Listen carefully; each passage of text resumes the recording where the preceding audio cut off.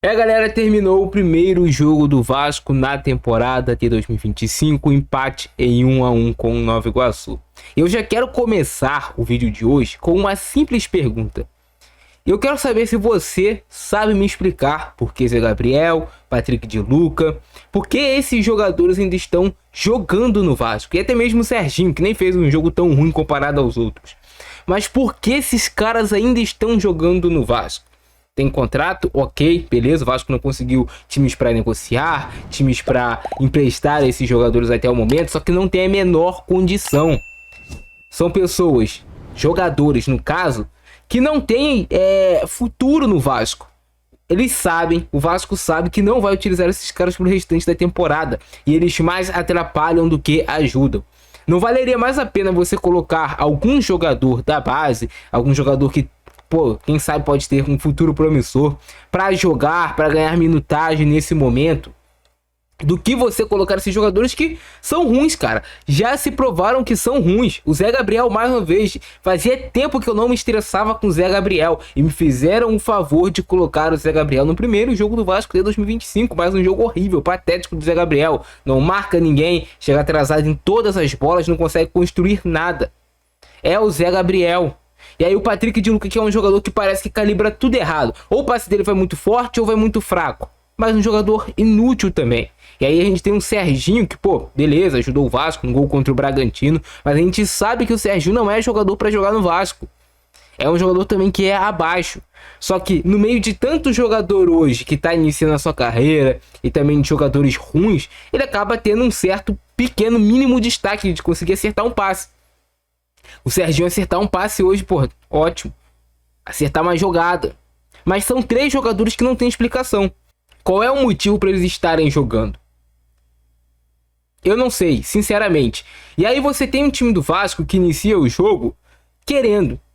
Você tem ali um GB, que obviamente vai tentar mostrar serviço nos profissionais. Você tem um Alegria, que também fez um jogo muito ruim. Eu, me irritei muito hoje com o Alegria, já falando sobre ele. Um jogador que você vê que ele tem vontade, ele tem velocidade, mas ele não consegue conciliar isso com o mínimo de técnica, que é fazer um drible, acertar um passe, acertar um lançamento. Ele não consegue.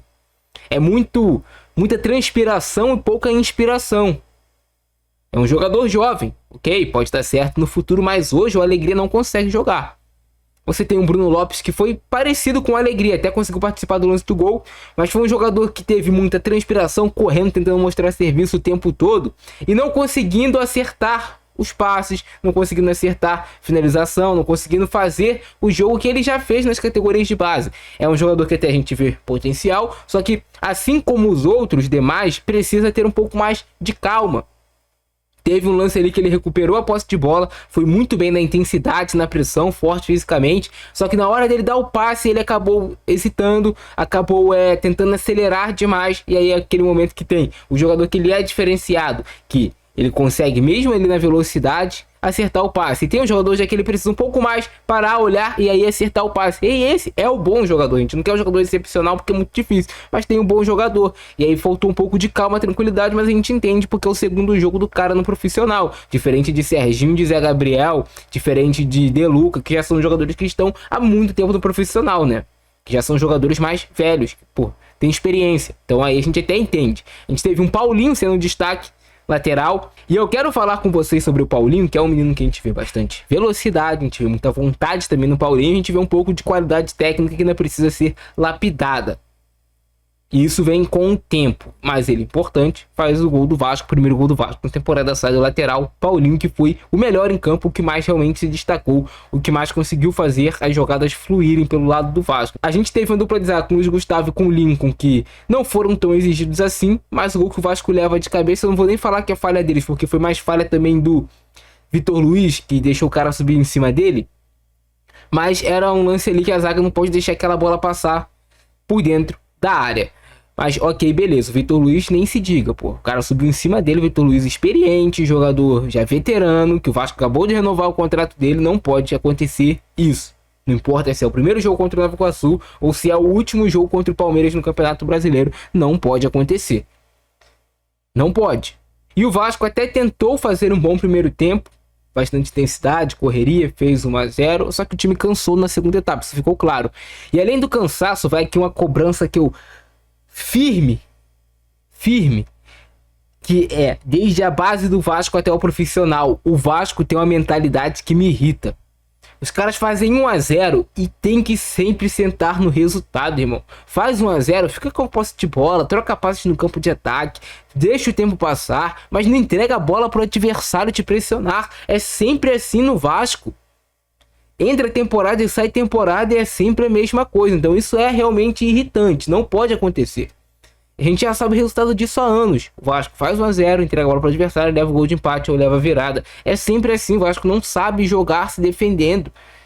Não importa se é o sub-10 ou se é o sub-15, se é o sub-23, se é o sub-20, se é o profissional, o Vasco não pode jogar dessa maneira. Não pode. Uma coisa é você administrar o resultado. Você pega a posse de bola, cadencia, tenta encontrar algum lance. Outra coisa é você entregar a posse de bola para o adversário. Você não marca direito, você tá cansado para marcar, deixa espaços e acontece o que aconteceu, o Vasco leva o gol de empate. E depois que o Vasco leva o gol de empate, ficou claro que o Vasco não tinha forças para buscar outro gol. E aí o técnico faz substituição, coloca o JP, que era para estar jogando desde o início, mas beleza, teve uma artroscopia, a gente não sabe a condição física dele, mas não pode ser banco nunca para Zé Gabriel e de Luca. Coloca o Riquelme, que é um jogador que, pô, voltando do esporte, cara, o Riquelme. E assim, o Riquelme não foi aproveitado no esporte na Série B. Será que ele tem realmente futuro para dar certo no Vasco? Dá oportunidade para ele, ainda é um pouco mais jovem do que os outros, mas é complicado, cara. Um jogo de empate 1-1, um jogo que não era para ter me irritado, mas quando tem a camisa do Vasco em campo, eu sempre vou cobrar que o time vença. Eu entendo que alguns jogadores estejam subindo da base, até pego aqui leve com eles nas críticas, porque eu sei que é difícil esse processo de transição base profissional, tem muita pressão, tem a pressão do cara ter que dar certo no profissional, porque é a chance da vida dele de se tornar jogador. Vamos ver como é que foi aí então, Vasco versus Nova Iguaçu, estreia do Vasco em São Januário. Começou aí com esse chute do Paulinho, mais de longe, que foi o jogador do Vasco que mais conseguiu se destacar, porque ele conseguiu acertar mais as coisas do que os demais. A gente teve essa finalização aí do Nova Iguaçu, chute que o goleiro Pablo fez a defesa tranquilo, que o goleiro Pablo fez a defesa sem muitas dificuldades. E aqui é o que eu falo da alegria, cara. É um jogador que tem intensidade, corre, se esforça, mas ele recebe a bola e toma a pior decisão. Mas não é questão dele tomar a pior decisão, é o movimento técnico que sai errado. O chute sai para cima do Alegria. Poderia ser um lance mais bem aproveitado, que outro lance que ele se embola com a bola e perde a posse. Tu vê, ele briga, tenta, luta, porque sabe que é uma oportunidade de ouro de você se tornar jogador de futebol profissional, mas as coisas não estão fluindo para ele, tomara que comecem a fluir. E aí uma finalização perigosa do Nova Iguaçu, cobrança de falta, passou ele perto do gol do Vasco, mas o goleiro estava no lance.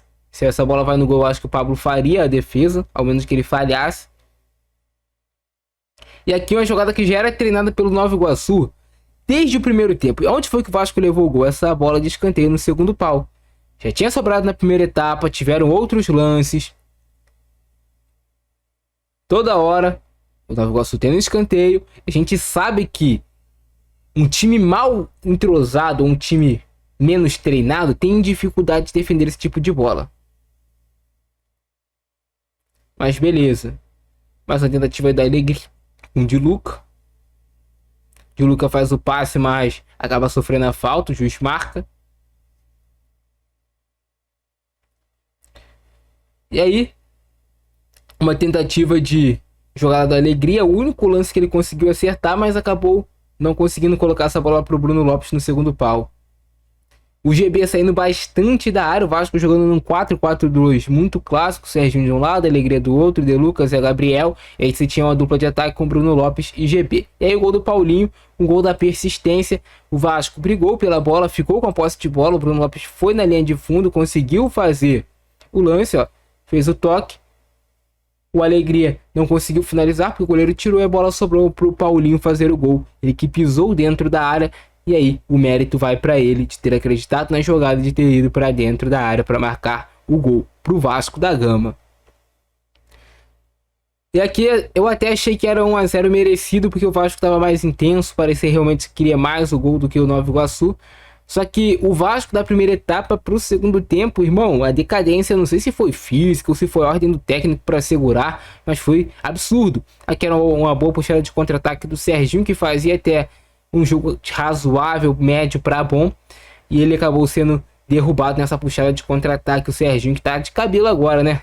Era calvo, fez aquele implantezão. E aí o Vasco quase fecha o primeiro tempo com 2-0. Olha essa bicicleta aí do GB. O GB é um garoto que tem bastante técnica, tem uma boa habilidade, mas eu acho que ainda falta alguma coisa assim pro GB, cara. Tem alguns lances que ele prende demais a bola, poderia soltar mais rápido.